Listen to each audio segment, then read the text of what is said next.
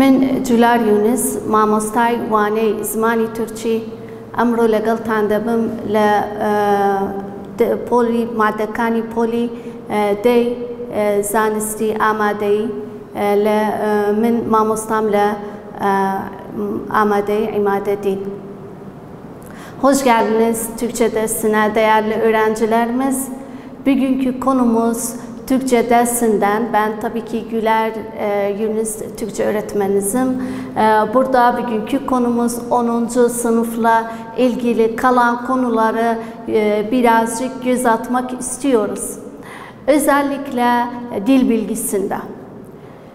Biz daha önceden aldığımız konuları, hani tatil olmadan önce aldığımız konuları siz de evde otururken bir göz atınız.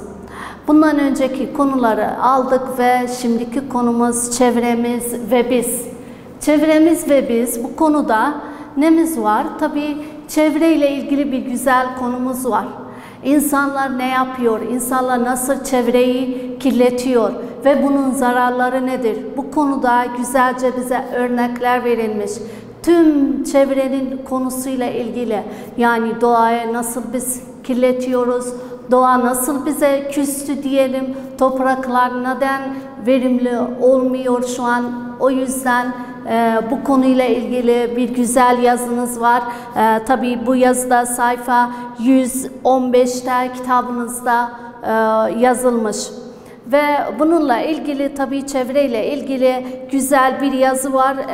Çevredeki insanlar bu çevreyle nasıl davranıyorlar, denizi nasıl kirletiyoruz, çevreyi nasıl kirletiyoruz, neler yapılıyoruz, sonuçta hepsinin de sebebi nedir? İnsanlardır. O yüzden biz de bunları iyice okuyup ve ders almamız gerekiyor. Geçelim dil bilgisine. Dil bilgisinde tabii ki bugünkü konumuz, daha önceden aldığımız dil bilgisi konusunu birazcık hatırlatmak istiyorum size. O da neydi? Kipleriydi. Kipleri aldık. Olumlu şeklini, olumsuz şeklini ve soru şekillerini aldık daha önceki konularda ve her birinin kendine ait olduğu ekleri de açıkladık. Bugünkü ise bu konuda nemiz var? Yapılarına göre eylemler. Yapılarına göre eylemler. Tabii biz eylem ne olduğunu, hepimiz yüklem olduğunu biliyoruz veya fiil olduğunu biliyoruz. Hepsine aynı ad verilir. Yapılarına göre eylemler türlere ayrılır. Bu türlerden birincisi basit eylem. Basit eylem ne demek? Tabii ki biz burada basit derken hemen adı üstünde basit olmak demektir. Ne demektir basit olmak? Basit olmak sadece kök durumunda bulunur mu? Öyle düşünelim. Sadece kök durumunda bulunan bir eylem midir? Hayır. Başka bir türümüz de var. O da nedir? Çekim ekini alan. Çekim eki alan eylemlerdir. Yani bu eylemlerde, bu tür eylemlerde çekim eki aldığı zaman yine basit denir. Örnek versek ne derim? O işini yaptı. İşini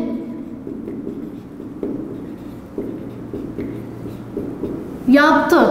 Bir bakalım bu tümcedeki eylem veya yüklem hangisidir? Tabii yüklem iş, oluş, hareket bildiren sözcüktür ve burada bulunan yaptı yüklemdir. Yüklem, buradaki yüklemimiz nedir? Bir tek ek almış. O ekte nedir? Çekim ekidir. Peki sorsanız veya hatırlatmak isteseniz bunu, çekim eki nedir? Çekim eki o eklerdir ki hiçbir zaman kelimenin anlamını değiştirmez. Yani özü, anlamını kendisi gibi kalır. Ama ne yapar? Bazen zamanını belirter. Burada zaman kipini almış, yaptı. Zaman kiplerine birine tabii görülen geçmiş zaman ekini almış. Bu da kendi yap sözcüğün, eylemin anlamını değiştirmedi. Anlamını değiştirmedi. O yüzden biz buna ne deriz? Basit deriz. Basit. Eğer kök durumunda olduysa ne deriz? Ona da basit deriz. O nasıl olur? Mesela ne derim? İçeri gir. İçeri gir. Buradaki yüklemimiz hangisidir? Gir eylemdir ve bu sözcük burada basittir. Neden basittir? Çünkü yine hiçbir ek almamış durumdadır. Eğer sınavda geldiyse bu tür hangi türdür ne dersiniz? Basittir çünkü hiçbir ek almamış durumundadır. Hiçbir ek almamış durumundadır. Umarım buraya kadar bu çok basit olduğu için bize basitçe anlattık. Sadece iki tür basit denir, iki tür eyleme tümce içerisinde basit denir. Birincisi kök durum yani yalın durumunda olduysa veya çekim eklerinden hani anlamını değiştirmeyen eklerinden herhangisini aldıysa, tabii ki çekim ekini de anlatmak bir uzun sürer çünkü bizim daha önceden almış bir konudur. Basit çekim ekleri bir sürüdür, çoktur. Yani bir sürü eklerimiz var. Bu eklerde hepsi anlamını değiştirmez sözcüğün. Önemli olan biz sözcüğün veya eylemin anlamına bakmalıyız. Eğer anlamını değiştirmemiş olursa o zaman basit deriz. Umarım bu konuyu ilk türünü anladınız. İlk türümüz basit idi. İkinci türe geçiyorum. İkinci türde nemiz var? Türemiş. Türemiş. Türemiş ne alır? Bunu örnekten önce onu yazalım. Türemiş herhangi bir eylem neyi alır? Türemiş yapım ekini alır. Yapım eki.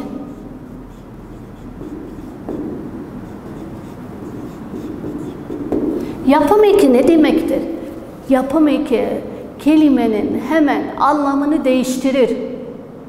Hemen anlamını değiştirir. Tabii önceden siz ilk dönemde veya ilk sömestrde biz anlattık sözcükleri, yani normal herhangi bir sözcük, basiti, türemişi ve birleşiği anlattık. Ama burada sadece konumuz nedir? Eylemdir. Konumuz eylemdir. O yüzden eylem yapı bakımından nasıl değişinir veya türemiş olur? Herhangi bir yapım eki alırsa ve bu yapım ekleri anlamını değiştirirse o zaman ben buna ne derim? Türemiş derim. Örnek veriyorum bununla ilgili. Mesela ne derim? Ol. Ne oluyor? Oluş. Ol. Oluş. Burada ne yaptım? Bir ekle kelimenin hemen anlamını değiştirdim. Desem gör,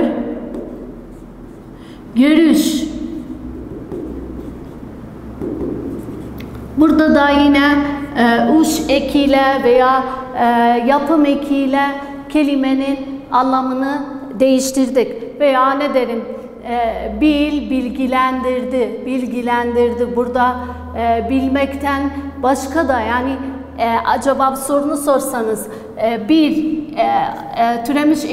türemiş türünde yapım eki 2 tane alabilir mi aynı sözcükte? Evet, alabilir ve bunun dışında tabii çekim eki de alabilir. Yani bizim sorun yok burada. Eğer bundan sonra bu yapım ekinden sonra herhangi bir çekim ekini alsa veya fazlasından ekstra bir ek aldıysa çekim eklerinden olabilir. Bu da çok normaldir. Ne derim? Onunla görüştüm desem. Onunla görüştüm. Bakın burada neyi fazla yaptım? Bir çekim ekini yazdım. Burada bir çekim ekiyle birleştirdim. O yüzden yine ben köküne bakarım. Acaba anlamı değişmiş mi, değişilmemiş mi? Eğer değişmiş olursa o zaman ben buna ne derim? Türemiştir. Türemiş, türü türemiştir.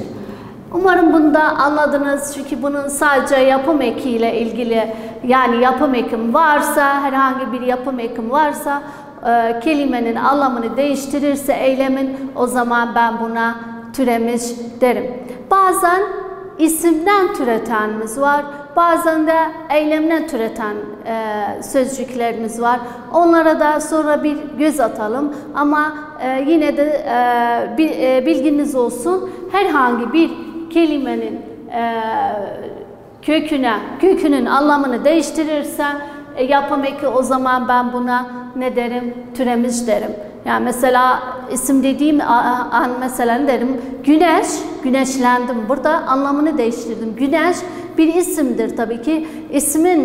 İsimden ne yaptım? Bir başka eylem yaptım. Hem anlamını değiştirdim hem de kendi yazısını, anlamını neyle? Yapım ekiyle değiştirebildim. Bu da ikinci türüdür. Şimdi geçiyorum üçüncü türe.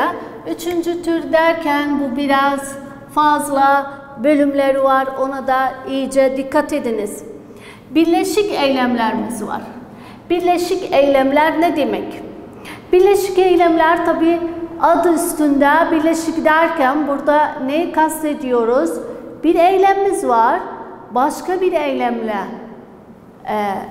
yazılır veya birleşir. Başka bir eylemle birleşir. Genel kuralı var bunun. Böyle bir kural şeklinde ben yazıyorum sizin için. Öyle bir basit olsun diye. Örneğin ne derim? Bir eylemim var veya herhangi bir eylem, yani temel eylem derim veya herhangi bir eylem veya diyelim ad olduysa bunu artı burada bir ünlümüz olmalı gerekiyor. Ünlü derken ünlü harf tabii ki. Ünlü harfimiz var.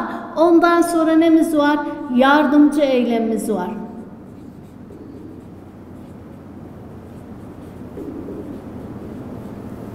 Buna birleşik eylemler deriz. Bazı zamanlarda eğer ad soylu bir sözcüğüm varsa, şimdi geçeriz tek tek, onu da anlatırız. Bunun kuralı nasıl olacak? Bunda ad artı yardımcı eylemler. Hangi yardımcı eylemler? Tabii özel yardımcı eylemlerimiz var. Yani bunları ezberlemeniz gerekiyor. Çünkü birazdan tek tek anlatırım bunun nasıl olduğunu. Yani şöyle genellikle şu kuralımız var. Genellikle şu kuralımız var. Geçelim ilk türe. İlk türden daha bu tek tek anlattığım konuyu detaylısını burada anlarsınız. Geçelim ilk türümüze, yani birleşik eylemlerin ilk türü nedir?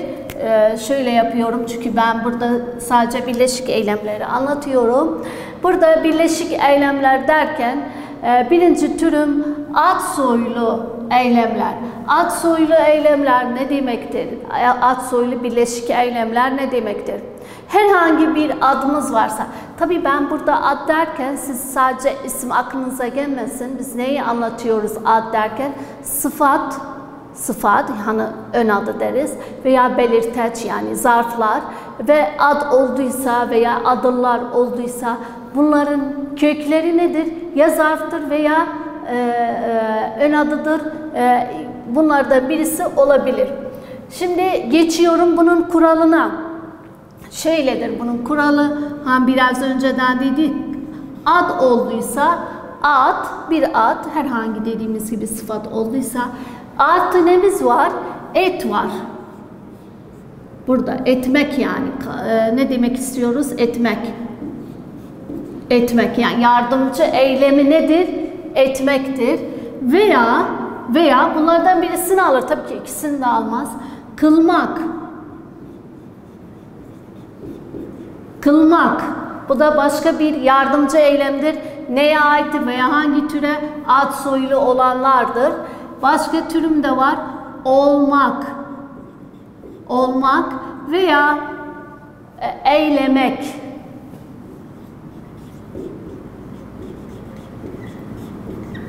Eylemek bunlardan birini alır. Bunlardan birini alır.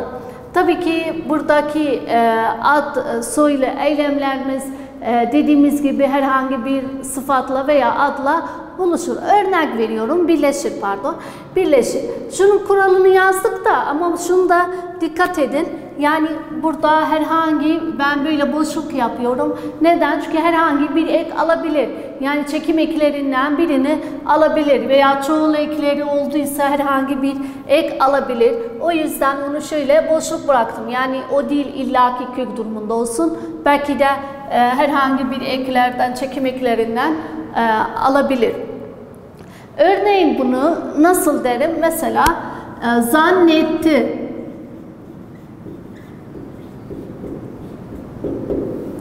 Zannetti. Bakın bu örneğe. Verdiğim buradaki kurala, tabii her şey kuralla biz yazıyoruz. Kurala göre zannetmek var, burada bir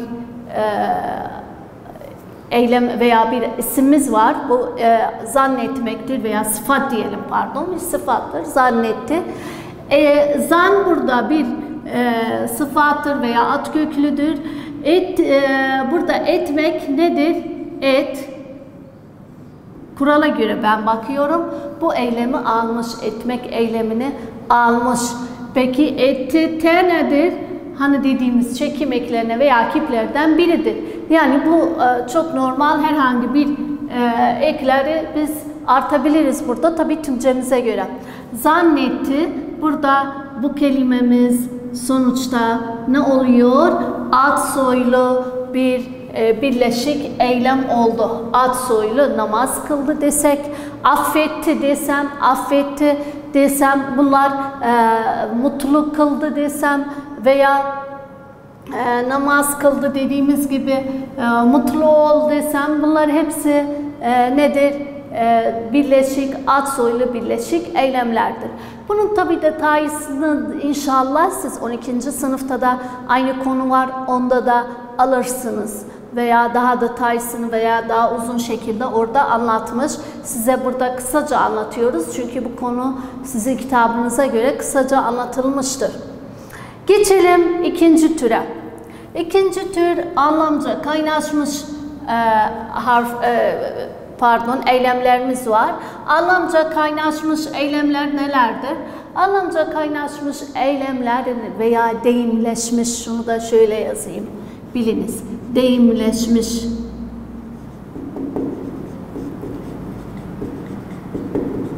Deyimleşmiş ne demek? Tabii biz daha önceden deyimi aldık, deyimi biliyorsunuz. Nerede aldık?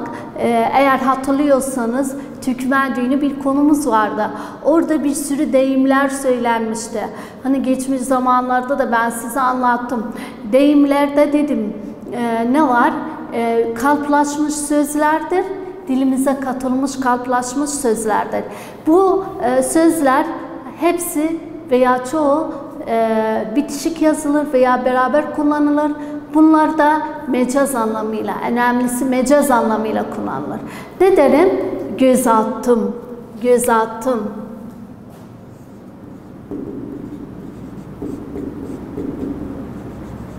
Göz attım diyelim kitaba. Şöyle bir tümcem var. Göz attım kitaba. Göz attım anlamında bakarsan öyle kendi anlamına göz attım. Göze atılır mı? Atılmaz tabii ki. Burada mecaz anlamıyla ne demek? Baktım kitaba veya şöyle hızlıca bir kitaba baktım. Göz attım burada nedir? Bir mecaz anlamıyla kullanılan bir sözcüktür. Kalıplaşmış bir sözcüktür veya deyimdir. Ve deyimler her zaman ne oluyor? Türü nedir? Sorulsa senden bunun türü nedir? Ne dersiniz? Anlamca kaynaşmış. Yani bunlar çoğu zaman atasözlerinde ve deyimlerde olan mecaz anlamıyla kullanılan sözcüklere ne deriz? Anlamca kaynaşmış birleşik eylemler. Anlamca kaynaşmış birleşik eylemler, lütfen bunu unutmayın. Yani burada şöyle bir kuralım yok. Sadece deyim olsun veya atasözünden bir deyim olsun. Bunlar bu kadar bir kuralımız, yani bundan fazla şöyle bunun gibi bu artı bu falan diyemem. Çünkü burada sadece bir deyimimiz var ve deyime veya atasözlerinde bulunan mecaz anlamıyla yazılan birleşik kalıplaşmış sözlere ne deriz? Anlamca kaynaşmış eylemler, birleşik eylemler. Geçelim Diğer türe, tabii yine birleşik eylemleri ben burada anlatıyorum. Diğer türümüz nedir? Kurallı veya özel birleşik. Özel birleşik eylemler. Özel veya kurallı birleşik eylemler nasıl olur? Bunun kuralı nedir? Burada yazdık biz. Kurallı birleşik eylemin kuralını burada yazdık. Ne dedik? Bir eylem. Burada eylem derken temel eylem. Yani herhangi bir eylemimiz varsa ne ile birleşir? Ne ile birleşir? Ünlülerle birleşir. Herhangi bir ünlü harfle birleşir veya sesli harfle birleşir. Tabii her türün kendine ait bir kuralı var. Ona da geçeriz. Diğer kuralımız veya bunun tamamlığı nedir? Yardımcı eylem. Yine söylüyorum, burada bir boşluk bırakıyorum. Neden boşluk bırakıyorum? Çünkü burada bir çekim eki, herhangi bir çekim ekini de alabilir.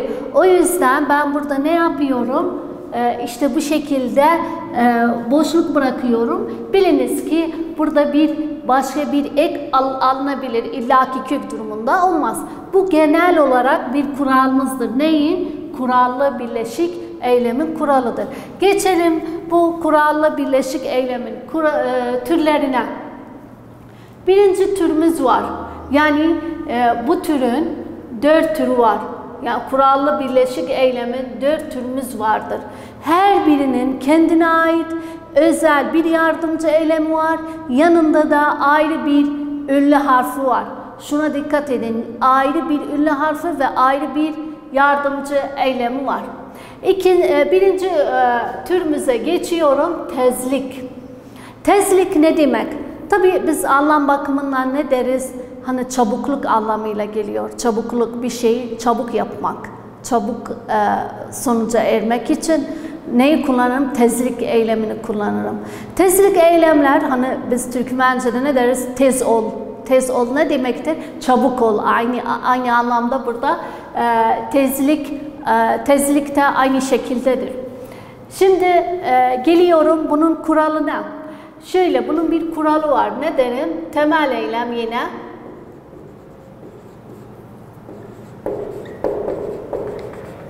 Artı ünlü harfi bunun nedir? Çünkü ben bu kurala göre aynısını yapıyorum burada. Bunun ünlü harfisi nedir? O, İ, U ve Ü ses uyumuna göre bunlardan birini alır. Şimdi ben burada bu şekilde yazdım. Ver böyle yazdım. Bunu biliniz öyle bir bununla birleşir diye. Ama siz ses uyumuna göre tabii bunlardan birini yazarsınız. Artı en önemli olan nedir? Ne ile birleşir bu? Ver eylemiyle, yardımcı eylemiyle. Ver yardımcı eylemiyle birleşir. Ne derim? Topu atıver. Topu atıver. Bakın.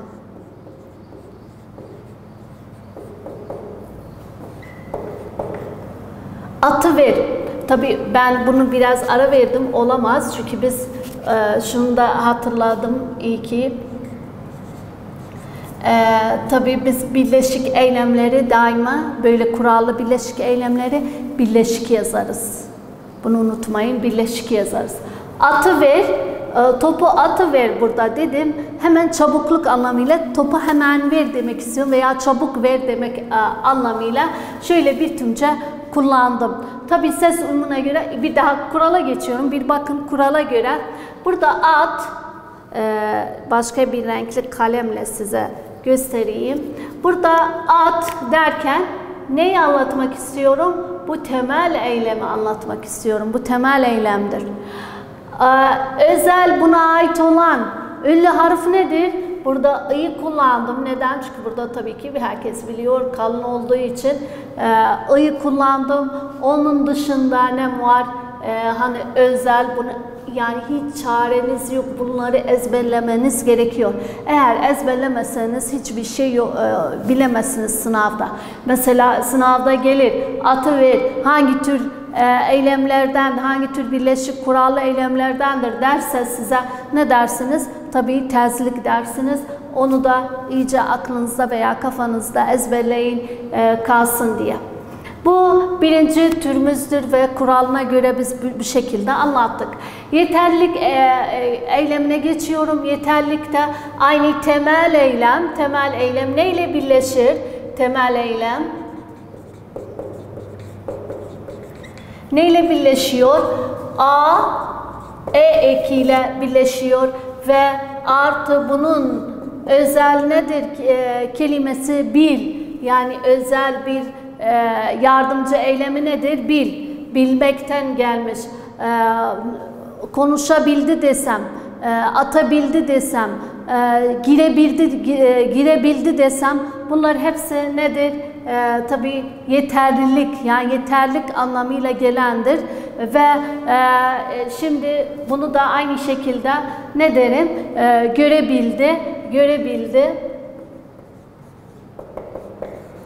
Görebildi desem, bu da aynı ne oluyor? İkinci türümüzü anlatmış oluyoruz. Üçüncü türe geçiyorum. Süreklilik anlamında katan, yani sürekli bir şeyin hemen sürekliliğini, devamını getirmek veya kullanmak amacıyla kullanılan birleşik eylemlerdir. Bu birleşik eylemin de kuralı nedir? Temel eylem artı, tabi bunun ünlüsü nedir? A veya E eki ses uyumuna göre ve artı bu üç türden birini alır. Bu üç türden birini alır. Gelmek, kalmak, durmak. Dikkat ediniz, burada kalmaktır ama ad soylu da kılmaktır. Kalmakla kılmak karıştırmayın. Buradaki ne gibi veya hangi yardımcı eylemlerle kullanılır? Mesela ne derim? Gele dur. Gele dur.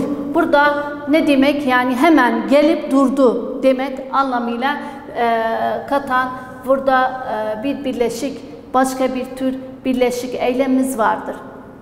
Geçiyorum en son olan yaklaşma eylemine. Yaklaşma eylemi de şu temel eylem. Temel eylem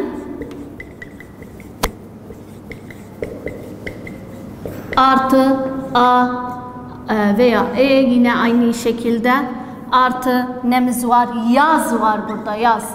Yaz kelimesiyle birleşir ve ne olur? Bunun anlamı nedir? Çok az kullanılan tabii eylemlerdendir. Bunun anlamı ise yaklaştı diyelim. Yani sanki işi yaptı yapmadı anlamıyla. Mesela çocuk düşe yazdı. Düşe yazdı.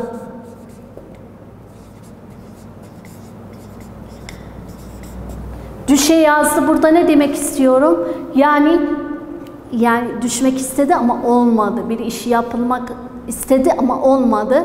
Burada bu yazla birleşen eyleme biz ne deriz? Yaklaşma, birleşik eylemleri deriz. Yani bunu az kullanıyoruz tabii ki günümüzde. O yüzden bunları umarım hepiniz anladınız ve bir göz atınız, evde de kalın ve bizi dinleyin, izleyin, bu konuyu iyice ezberleyin. Teşekkür ederim. Bugünkü konumuza sona erdik.